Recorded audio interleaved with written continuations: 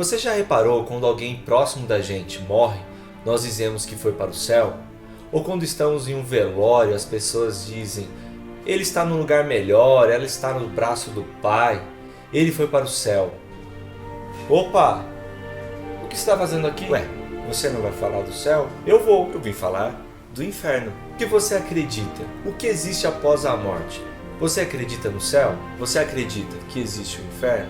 Ou você acredita que depois que morrer, acabou tudo? Mas você já pensou o que a Bíblia diz? A palavra de Deus diz que a morte física na terra não é o fim, que existe algo após a morte.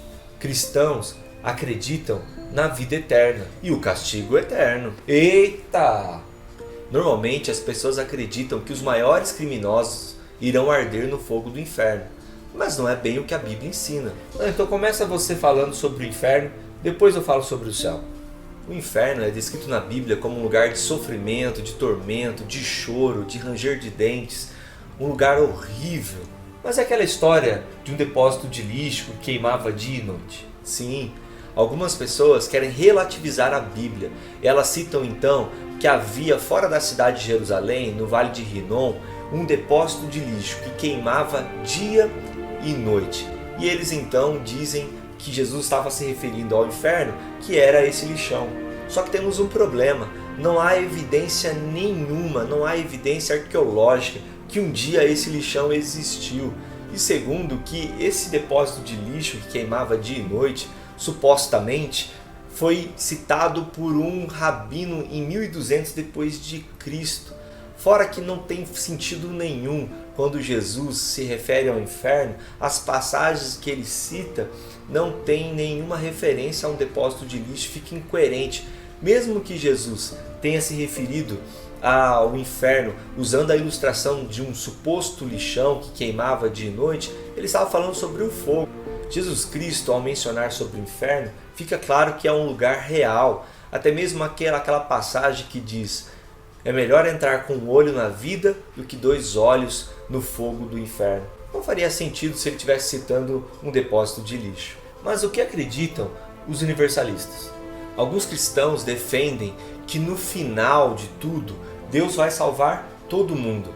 Eles acreditam então que Jesus Cristo é o único Senhor e Salvador. Porém, as pessoas terão uma segunda chance após a morte. Elas terão a chance de se arrepender e também crer em Jesus. Então, no final, todos serão salvos. Essa é a defesa dos universalistas. Mas existe alguma referência bíblica para isso? Nenhuma. Não existe nenhuma referência bíblica sobre uma segunda chance, sobre uma nova chance após a morte. A chance que temos é nessa vida. A Bíblia é muito clara. A oportunidade que nós temos de arrepender dos nossos pecados e de aceitar a Jesus é nesta vida terrena. Inclusive, a Bíblia fala que o inferno é um lugar de punição. Não é um lugar de reparação ou purificação. É um lugar de punição para os condenados. E a Bíblia é clara que depois do juízo final, aqueles que não creram em Jesus, não se arrependeram dos seus pecados, eles estão condenados, irão para o inferno. Esta punição é para sempre? A Bíblia não entra em todos os detalhes sobre o inferno, só diz que o inferno é um lugar de punição, de sofrimento, de dor, de choro. E sobre a duração dessa punição, a duração do castigo, a maioria das passagens apontam que o castigo e a punição ela é para sempre, ela é eterna. Algumas passagens dão a entender que haverá então o aniquilamento daqueles que serão condenados. Eles serão aniquilados, mas são poucas passagens. A maioria das passagens defendem que a punição ela é eterna.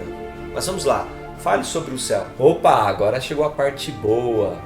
A Bíblia ensina que haverá a vida eterna e Deus reinará para sempre.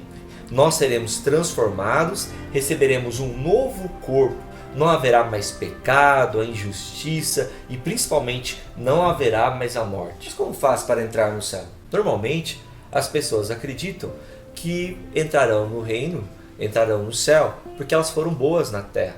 Elas acreditam que existe uma régua onde no céu todos os seres humanos serão medidos e quem estiver acima da média entrará no céu. E quem estiver abaixo da média irá para o inferno. Mas então, como a Bíblia ensina? Primeiro, que a régua moral e ética não é o próprio ser humano, porque o ser humano é pecador, é falho, ele pecou, ele está distante de Deus. Então o próprio homem não é parâmetro e modelo de ética e de moral ou de santidade.